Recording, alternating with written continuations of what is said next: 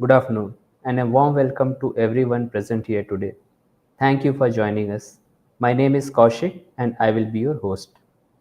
Today, we are bringing in a special episode from SyTrak RTLS, the flagship product from Krishworks Technology Innovations on SOS and fault detection industrial safety systems.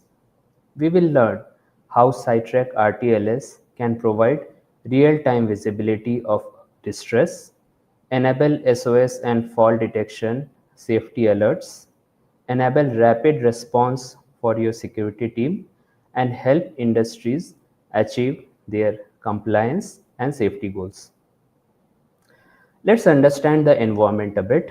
We are demonstrating the distress situation of a lone worker. The typical scenarios can be an operator operating in a secluded area of a unit with no one nearby. For example, the STP area of the unit, which is exposed to chemical mixtures as well as environment like heat, exhaustion, rain, snakes, etc. We will look at the hardware components involved. The lone worker will be wearing SyTrak Smart ID card tag, which is IP rated and has SOS button with fault detection. The locator installed at the target area enables communication between the Smart ID card tag and the gateway. And the gateway, which is installed at the security office, enables dashboard alerts as well as fallback alerts through a buzzer and a light strobe system. We will do a walkthrough of the distress scenario with our team. As you can see over here, a security shed with SyTrak gateway and a light strobe system. Initially, everything is turned off. Now, the lone worker, when approaching the hazardous zone or the target area, the system will detect the presence and the light strobe installed at the security office will blink, thereby indicating a heightened state of awareness for the security team. The lone worker is at the target zone wearing the smart ID card tag and the light strobe starts blinking.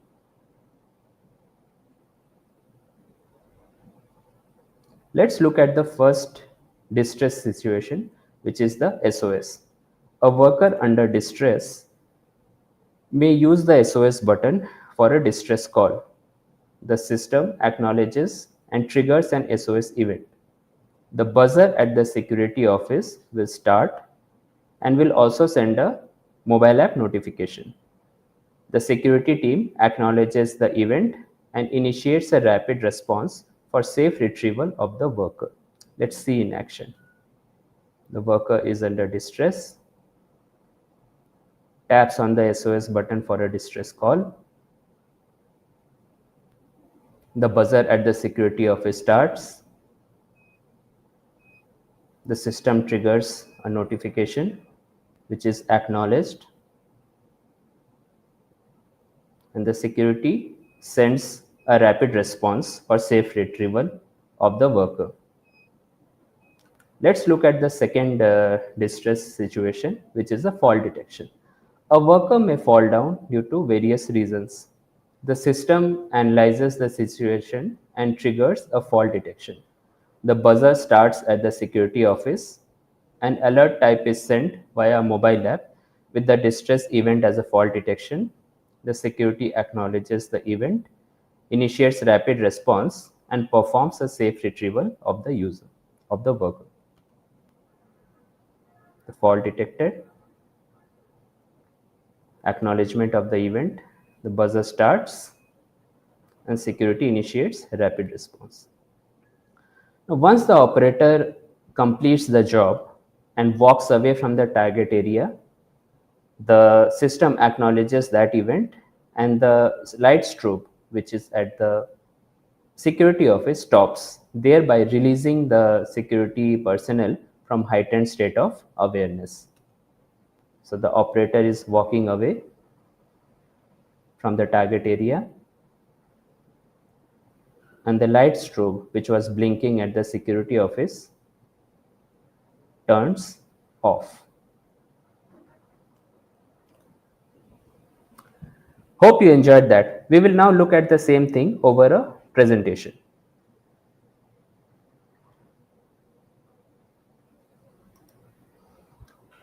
We are looking at a campus view of a typical industrial unit, which has a security office, a target area, and an operations manufacturing unit. Now, the environment setup remains same. The incidents at the target area can be a chemical hazard, snakes, heat exhaustion, accidental falls, or a genuine SOS event. The safety goals for the target operator is to safely operate across the industrial unit, for the security officer to be actively aware of any incident happening and initiating a rapid response, and for the management to ensure safety at workplace and compliance. The solution we are presenting is a smart ID card tag system which has a SOS button, an automatic fault detection system, and an audio visual or auditory buzzers and light strobes at the security office so that they can take immediate action. The first workflow is a distress from a target area, which can be either a fall or an SOS event.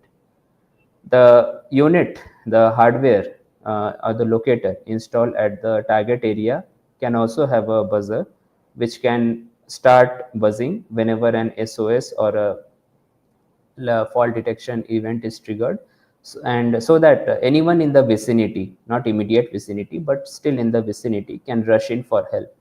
Now, in large plants, the security office or the security in patrol can be at large distances or very far away. So, someone in the vicinity can come in and rush for help. The workflow B is notification to the security. The light strobe and the alarm buzzer at the security office starts. A dashboard mobile app notification is sent, and optional SMS can also be sent to the listed numbers. The workflow C, which is safety action and compliance, is the operator retrieval, safe retrieval, rapid response or rapid from the security team, and compliance by the management. System components we already looked at. The IP rated smart tags, which has SOS button and fault detection system. The locators installed at various target areas of the industrial unit, and the gateway with buzzer and light strobe system, also triggering the SMS and notification alerts. Let's see the hardwares up close. So we have this a smart ID card tag with the SOS button. If you tap on the SOS button, you see some actions, and this thereby interacts with our locators and gateways. The locator and the gateway looks alike. A unit installed, if this is a locator, it can be installed at various locations inside the industrial unit, and if this is a gateway, it is typically installed in security office with light strobe and a buzzer system.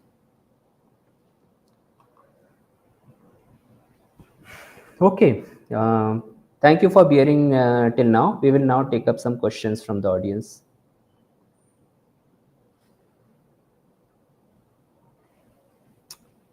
Miss Angel Thomas, why do industries need an SOS and fault detection system today? So with the advent of Industry 4.2, along with manufacturing targets, higher throughput targets, we also have safety targets. Now, compliance is a big part of safety. Like every industry we visit today looks at or strives to achieve zero incident. Now, zero incident is a very ideal state, but sometimes incidents do happen. And when they happen, the first thing that should happen is have a rapid response, whether a medical response or a security response.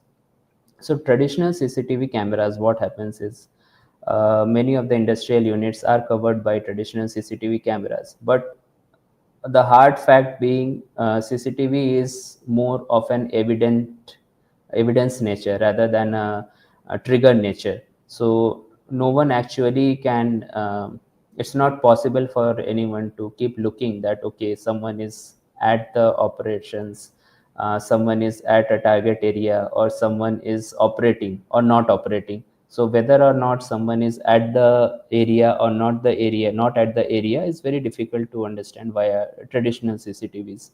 So such SOS and fault detection systems would help the security team or the operations team to first remain vigilant that yes, someone is indeed operating, so I must be aware. The second, yes, an incident has happened, so I am seeing alarms, I am seeing strobes, I am seeing buzzers, so let me initiate a rapid response. And then yes, let me, once the rapid response is initiated, we perform a safe retrieval of the operator and bring back in situation under control. Thank you. Next question, please. Is the solution difficult for employees to use? Mr. Virendra, this is a very regular ID card tag which anyone in the industry or the office will use. Just that on top of your regular card, we also have an SOS button, and this also enables you to detect fault detections.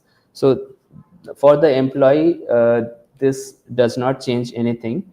For deployment, we have simple units, like I showed you initially, a simple units installed at the target locations, and one gateway installed at either security office or operations office or anywhere the management desires. Next question, please. Thank you. What happens after an alert is triggered? Mr. Maheshwaran, thank you. So once an alert is triggered, now depending on how the system is configured, so the alert can be SOS alert or it can be fault detection alert. So once the alert is triggered, what we are proposing is audio visual. So by audio visual, I mean a light strobe which starts, okay, a buzzer which starts. So anyone, wherever this unit is installed or the gateway is installed, either at the security office or at the operation center, is immediately aware that okay, an incident has happened. And depending on from where the incident has happened, this also has a small display which can tell you if the target is installed at various locations. So location A, location B, location C, so from where the distress is coming from. And the second is via the mobile apps, which also shows the notification event, the source of the event, and the type of the distress, whether it is SOS or a fault detection. And optional SMS can also be sent to listed numbers, mostly for compliance or level 2, level 3 metrics. Thank you. How to know the location via gateway or the card? Akhila Arora. So, Mr. Akhil, thank you for your question.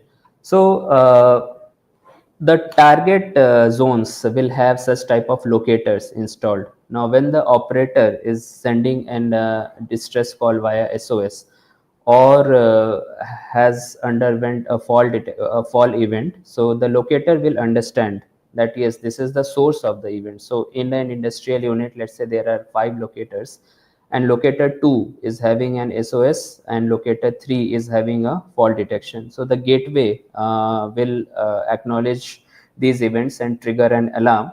And like I said, via a display over here or via dashboard or the mobile app notifications, we can know the source of the signal or the source of the distress events from where this distress call is coming from.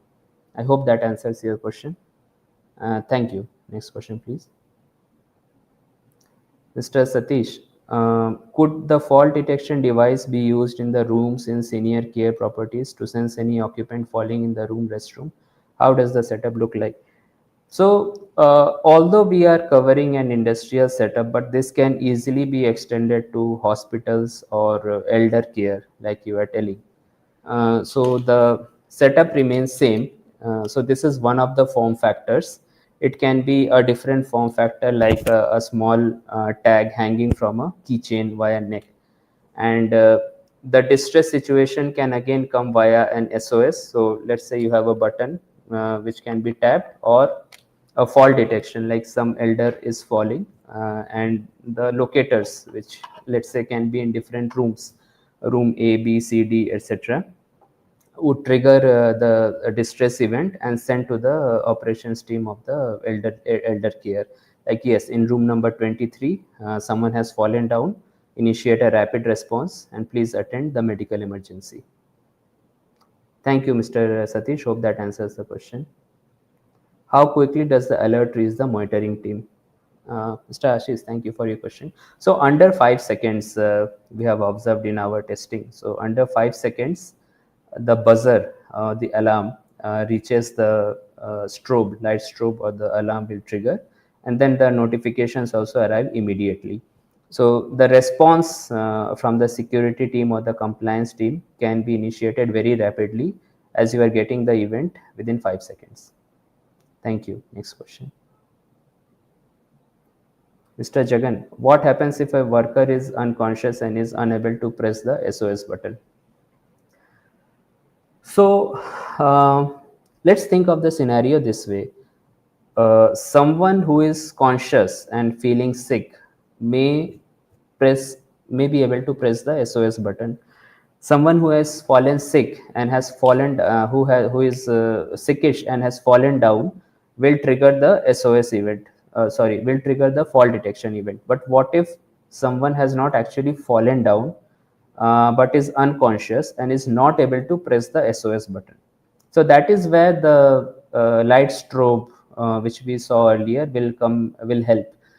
Because let's say an operator working in a particular zone is supposed to operate for 20 minutes, 30 minutes, 1 hour. But if the light strobe is continuous, blinking for 30 minutes or 1 hour, so that is a additional check or safety check for someone to understand that, okay, an operator has been spending more than the intended time at a particular area. So if someone is not unconscious, if someone is not able to press the SOS button, if someone has not fallen down, the system cannot determine that this is a distress event. The system can at least tell that someone has been there for more than the intended time. Please investigate. That is where traditional CCTV cameras may come into the picture, or someone can actually go and look. Is everything all right, or someone needs additional help. Thank you, Mr. Jagan. Next question, please. Mr. Akhil, currently gateways are configured and create a mesh network. Do you suggest gateways to be specific per location? Yes. So the system we are proposing is a LoRa-based system to cover large industrial areas. So let's say I have a 50-acre plant, and the target areas are having a LoRa-based locators, which communicates with the gateway. Now the system can work completely offline without requiring any internet. But what also requires is, once the system has triggered an event, it should be sent for visibility via dashboard, and for logs and for compliance. And if someone is opting for mobile app alerts, if someone is opting for mobile app alerts, the system can send a mobile app, or it can send SMS alerts also for escalation 1, escalation 2, escalation 3 for whitelisted numbers.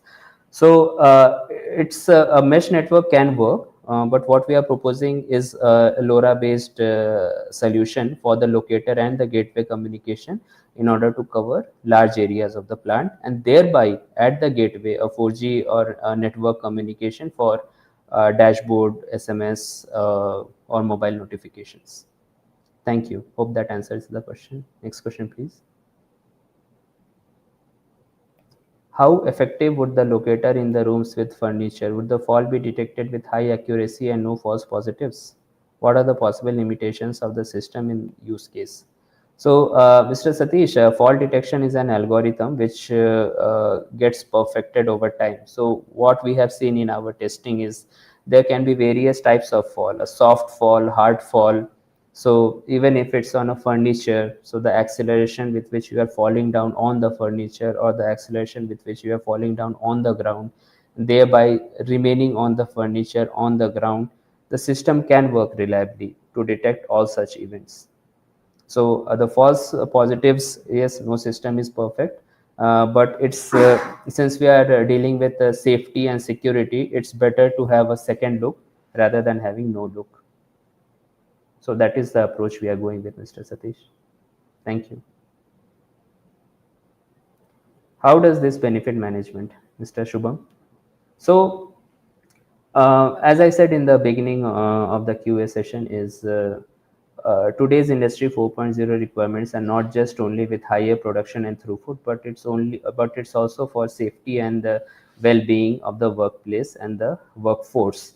So for the management, rapid response by the security team or the operations team once an incident has occurred or a distress has occurred always helps to reduce any fatalities. So let's say there is an incident and you get to act quicker. So instead of knowing after 10 minutes that an incident has happened, you get to know after 5 seconds that an incident has happened, and thereby you initiate the response quickly and help the lone worker or help your operator quickly.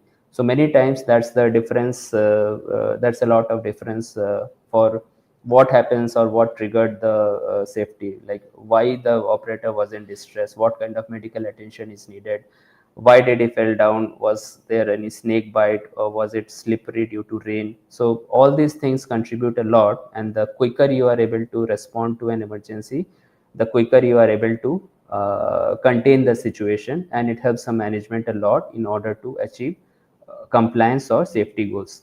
So via the system you can also do a logging, so like you can also see reports like how many incidents have occurred. So let's say the occurrence of the incident is very frequent, so the management can act upon like why so high frequency of SOS events or fault detection event is happening. So let's say you are in a very tropical area with high humidity, high heat, so, and a lot of heat exhaustion, SOS events or fault detection is happening. So does it mean that the operator where he or she is working is not properly covered? Would a simple tin shed or asbestos shed or a simple fan create a lot of difference? Or if there have been lot of slippery events during rainfall, so is the ground very slippery? Can a few millimeters of gravel really reduce the slippery area? So the management can also understand that yes, what's the cause of the frequency or the occurrence of such events and how to contain or reduce them. That's how it will help. Thank you. Next question, please. Can it reduce workplace risks? So obviously, so the example we were taking of STP area. Now at many places, the chemical mixtures are as part of the daily workflow. So although there are safety guidelines in place, but many a times due to human behavior, the safety guidelines is not adequately followed, or even if it is followed, there may be some unknown scenarios due to which a risk can arise.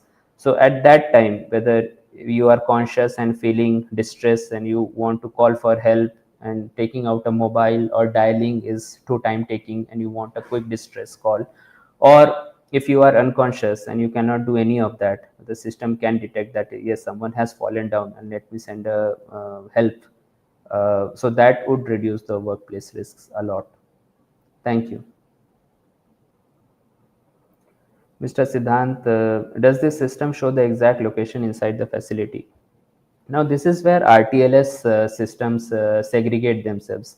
So, this system, what we are proposing, is a very simple one, wherein locators are installed at known locations, and the presence detection would be known. So, let's say I have 5 locators. So, distress call 1 is coming from locator 2.